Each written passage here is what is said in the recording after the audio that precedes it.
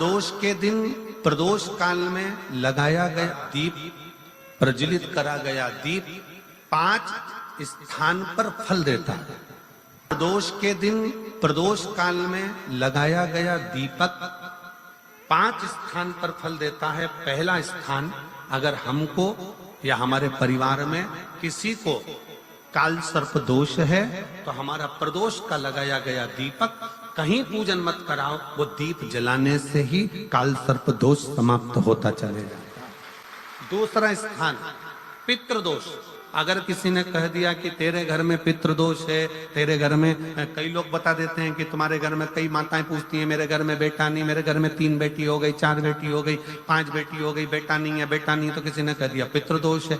अब तुम शंकर जी की पूजन कर रहे हो, शंकर जी पे जल चढ़ा रहे हो, शिव की स्तुति कर रहे हो, तो किसी किसी की यहाँ 3 बेटियों के बाद 4 बेटियों के बाद कि प्रदोष काल का लगाया गया दीपक, प्रदोष काल, प्रदोष के दिन, प्रदोष काल का जो दीपदान होता है वो सरल नहीं होता, वो सहज नहीं होता, 5 स्थान की पूर्ति करता है। पहला स्थान किस चीज के लिए?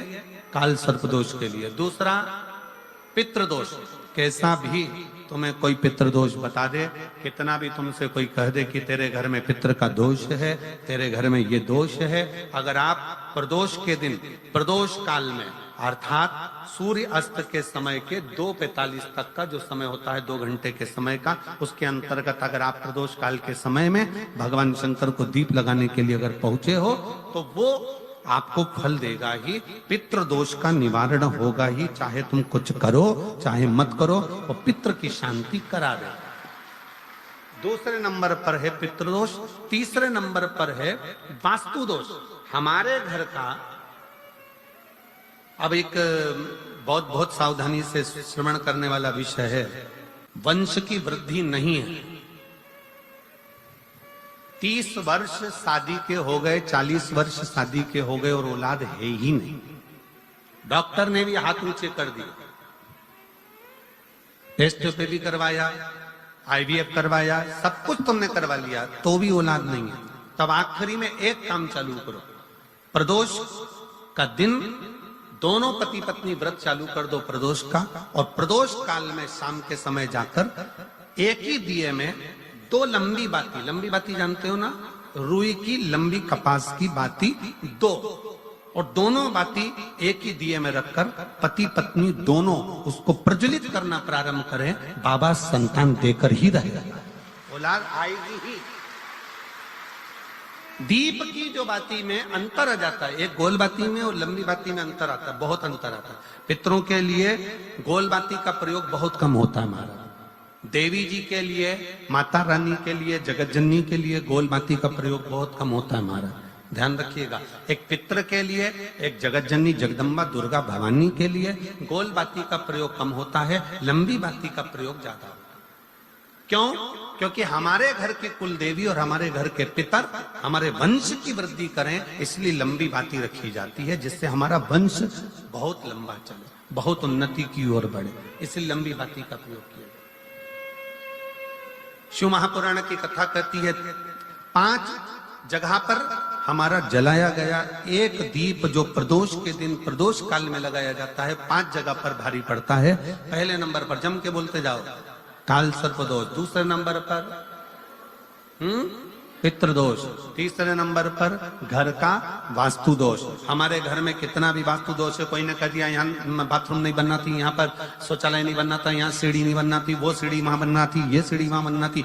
तुम पूरा घर तोड़वा के देख लो, उसके बाद में जैसा वास्तु वाले वैसा करा कर देख लो, उसके बाद भी तुमको शांति नहीं मिले तो समझ लेना कि तुम्हारे घर में अब वास्तु दोष तो तुमने दिखाकर समाप्त कर लिया, फिर भी वो समाप्त नहीं हो रहा, तो प्रदोष काल का लगाया गया प्रदोष के समय का दिया आखिरी में वास्तु दोष को भी समाप्त कर देता है और उसमें भी फल प्रदान करता है। काल सर्प दोष, पितृदोष, वास्तु दोष। चौथे नंबर पर 1 रुपया कमाया, 1.25 रुपए खर्च हुआ, पैसा आया गया, ये चौथे नंबर का व्यापार में थोड़े दिन दुकान अच्छी चली, थोड़े दिन बैठ गए, थोड़े दिन काम चला, थोड़े दिन बैठ गए, गाड़ी चली, थोड़े दिन फिर बैठ गए, अर्थात हमारी फैक्ट्री थोड़े दिन चली फिर बैठ गए, कहीं ना कहीं तकलीफ, थोड़े दिन खाते थोड़े दिन रोते वाला चल रहा है। तो प्रदोष काल का, प्रदोष के समय का दिया इस दुख को समाप्त कर कर रेगुलर एक जैसी सांझी, एक जैसी लक्ष्मी की वृद्धि करते चले गए। प्रदोष काल का। और 5वें नंबर का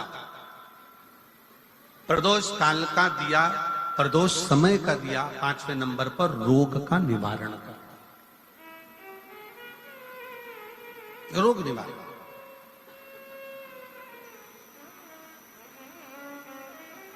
ये 5 स्थान जो बताए गए हैं प्रदोष काल के दिन, प्रदोष के दिन दीप प्रज्वलन के। प्रदोष व्रत का इतना महत्व है महाराज। ये प्रदोष व्रत होता क्या है? प्रदोष व्रत का महत्व क्या है? शिव महापुराण की कथा कहती है शंकर भगवान का प्रदोष का व्रत, अर्थात चंद्रदेव को जो क्षय रोग हो गया, बीमार पड़ गए, शरीर गलकर नीचे गिरने लगा, तब देवर्षि नारद ने भगवान चंद्र को शंकर भगवान के पूजन का विधान बताया। और पूजन करते करते त्रयोदशी तिथि आ गई, जिस त्रयोदशी के दिन चंद्रदेव ने सुबह से शाम तक कुछ नहीं खाया। शाम के समय सूर्य अस्त के पहले चंद्रदेव ने स्नान किया, श्वेत वस्त्र धारण करे, और श्वेत वस्त्र धारण कर कर चंद्रदेव शंकर के शिवलिंग की पूजन करने बैठ गए। शंकर भगवान के शिवलिंग की पूजन जब चंद्रदेव ने करी, हाथ में अक्षत लेकर चंद्रदेव ने शंकर को समर्पित करे, ओम उमापति नमः कहकर जब चंद्रदेव ने शिव को समर्पित करे, भगवान शंकर त्रयोदशी के दिन प्रदोष समय में, प्रदोष काल में प्रकट हो गए।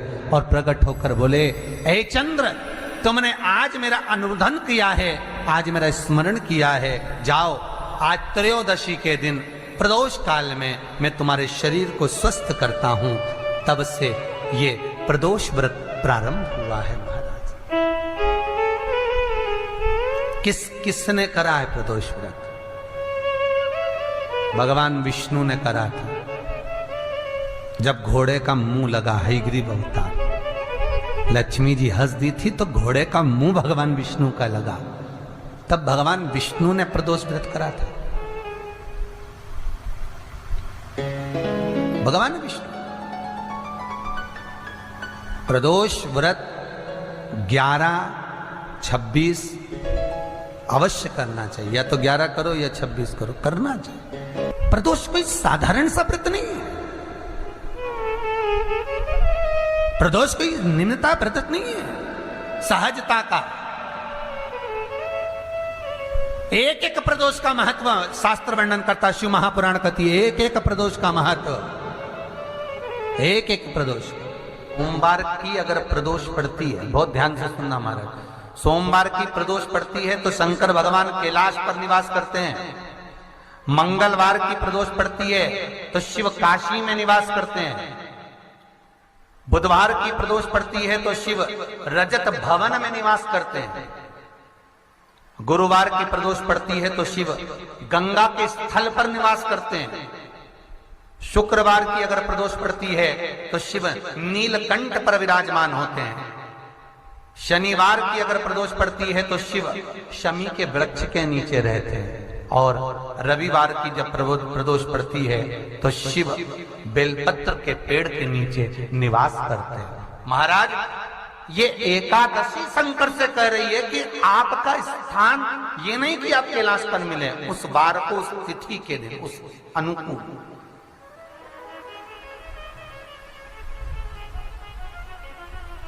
हमारे यहां कहते हैं सोमवार की जो प्रदोष पड़ती है वो इच्छा पूर्ति करती है। मंगलवार की प्रदोष रोग से मुक्ति देती है। बुधवार की प्रदोष कामना की पूर्ति करती है। गुरुवार की प्रदोष शत्रुओं का नाश करती है। शुक्रवार की प्रदोष सुख और शांति देती है। शनिवार की प्रदोष संतान का सुख देती है। और रविवार की प्रदोष जो काम दुनिया में कोई नहीं कर सकता वो अचूक फल की प्राप्ति रविवार की प्रदोष करा देती है। महाराज, ऐसी प्रदोषों का नियम वर्णन किया चाहिए। भगवान कहते ठीक है, तू थोड़ी देर खड़ी हो। एकादशी सम्मुख खड़ी हुई। पार्वती जी ने जिस अंगुष्ठ का जल पीने के लिए लिया था हाथ में, बस पीने ही वाली थी, शंकर भगवान ने वही हाथ में जल लेकर एकादशी के हाथ में उसको देकर कहा, ले, ये मेरे द्वारा निर्मित एक व्रत है जिसे त्रयोदशी के दिन तूने मांगा है, मैं तुझे देता हूं। आज इस व्रत का फल मैं तुझे प्रदान करता हूं। अब तू जिस जीवात्मा को लेकर जाएगी उसका पाप प्रबल नहीं होगा। किसी स्त्री, पुरुष, बालक, बुजुर्ग जो भी होगा जिसने प्रदोष का व्रत करा होगा, वो जीवात्मा को तू किसी फल की कामना से नहीं, स्वतः ही लेकर चली जाए। उसमें कोई कामना नहीं है। बन सके जीवन में 11 प्रदोष या 26 प्रदोष करने के बाद आप उसका उद्यापन कर कर विराम भी दे सकते। पर जीवन में एक बार प्रदोष का व्रत मौका मिले, जिस कामना से जिस दिन का भाव आपके मन में आए कि मुझे रोग से मुक्ति पाना है तो ये प्रदोष मुझे करना है, मैं रोग मुक्ति के लिए, हम मंगल, जो भी आपके मन में आ रहा है, संतान प्राप्ति के लिए शनिचरी प्रदोष, आप उसका स्मरण करें। फिर लिखा शिव महापुराण में, बड़ा सुंदर लिखा वेदव्यास जी ने, मान लो आप प्रदोष व्रत नहीं कर सकते, आप अगर व्रत नहीं कर सकते तो प्रदोष के दिन, प्रदोष काल में शाम का समय, सूर्यास्त का कुछ पल, कुछ घड़ी के पहले से लेकर बाद तक का प्रदोष काल के अंतर्गत आप शंकर जी के मंदिर में जाकर 1 लोटा पानी, 5 बेलपत्र भी अगर समर्पित करते हैं तो संपूर्ण प्रदोष का फल आपके भाग्य में प्रबल हो जाए। शिव महापुराण में इसका लड़की को मंगल है, गुरुजी लड़के को मंगल है, क्या करा जाए? कुछ मत करो। प्रदोष के व्रतों में वर्णन किया गया है कि रवि का प्रदोष, भौम का प्रदोष, मंगल का प्रदोष, बुध का प्रदोष, गुरु का प्रदोष, शुक्र का प्रदोष, शनि का प्रदोष। जो प्रदोष पढ़ते हैं पूरे महीनों में, पूरे वर्ष में मंगल का प्रदोष निकाल कर रख लो कि मंगल का प्रदोष इस दिन पड़ रहा है, मंगल की त्रयोदशी तिथि पड़ रही है, प्रदोष व्रत मंगलवार का पड़ रहा है। और जिन लड़का लड़की को मंगल होते हैं, जिन कन्या और वर को मंगल होते हैं, केवल शंकर भगवान के मंदिर में जाकर चौमुखी दिया, 4 बत्ती का दिया आटे का, उसमें घी डालकर लड़की शंकर भगवान के मंदिर में मात्र 7 बार शंकर पे से उतार कर, 3 बार स्वतः उतार कर शिव के मंदिर में रख देती है, उसका मंगल आड़े आता ही नहीं है, मंगल नहीं आता सामने। मंगल प्रदोष व्रत का इतना महत्व है महाराज। एक बात बहुत अच्छे से समझ लीजिए, जिसके घर में क्लेश होता हो, अशांति रहती हो, क्लेश रहता हो, या छोटी छोटी बात पर विवाद चालू हो जाता हो, या पति पत्नी में, परिवार में, सास बहू आदि कादिक में कहीं ना कहीं कुछ अगर विवाद रहता हो, ऐसा बेलपत्री की डंडी रहती है ना, बहुत ध्यान दीजिएगा महाराज। श्राद्ध पक्ष की कथा चल रही है, शिव महापुराण आज विराम की ओर है, ध्यान दीजिएगा। जैसे ये बेलपत्री की जो डंडी होती है, डंडी का जो भाग होता है बेलपत्री की, ऐसा बेलपत्री की 7 भाग ले लो, मतलब बेलपत्री 7 ले लीजिए। 7 बेलपत्र लेकर कच्चा जो सूत होता है ना, कच्चा सूत जो जानते हो पेड़ पौधे में माता लपेटती हैं, धागा जो होता है ना सफेद कलर का कच्चा धागा, जो बड़ में, पीपल में और आंवला आदि में लपेटा जाता है, कच्चा सूत, उसको शंकर भगवान और माता पार्वती का स्मरण कर कर नंदी के, जो नंदी होता है, नंदी के राइट भाग में, नंदी का एक पांव ऊंचा होता है, आपने देखा होगा आगे का पांव ऊंचा होता है, बैठते समय नंदी का एक पांव ऊंचा, एक पांव नीचे की हो जाता है। तो नंदी का जहां पांव ऊंचा है उस ऊंचे पांव के पास में बैठना है। कच्चे सूत पर उस बेलपत्री के जो 7 गुच्छ हैं, 7 जो बेलपत्री के भाग हैं, 7 बेलपत्री हैं, उसको अपना नाम गोत्र स्मरण कर कर उस कच्चे सूत को लपेटना है। महाराज लाल कलर का चंदन उस बेलपत्री के पत्ते में जो अग्रभाग होता है, सबसे आगे का भाग, 7 में लाल चंदन लगाना है। महाराज उस चंदन को लगाकर आप प्रदोष के दिन, प्रदोष काल में शंकर भगवान को समर्पित अगर करते हैं तो जिस घर का गोत्र बोला है उस घर में कभी क्लेश नहीं हो सकता, वो शांति का अनुभव कर, उसमें क्लेश नहीं हो सकता। एक धागा होता है पक्का धागा, एक धागा होता है कच्चा धागा। बहुत ध्यान दीजिएगा महाराज, पक्के धागे से नहीं लपेटना सफेद। कच्चा जो धागा पीपल में, बड़ में या आंवला आदि में जो हम लोग लपेटते हैं पूजन करते समय, वो कच्चा धागा। और एक बात और आपको कहने, ध्यान दीजिएगा, अगर मान लो किसी पति पत्नी का तलाक तक की नौबत हो गई और तलाक नहीं कराना है, आपस में वापिस प्रेम बढ़ जाए, छोरी वापिस घर में रहे, बेटा उसको रखे, बहू रहे, आपस में प्रेम बढ़े, वो भले मायके चली गई हो, वो भले लड़का छोड़कर चले गया हो, अकेली रह रही हो और चाहती है कि मैं पति के साथ रहना है, तलाक नहीं होना चाहिए, हम दोनों में प्रेम रहे, वो संभाले मेरे को भी और मैं भी आदर करूं, वो भी आदर करे।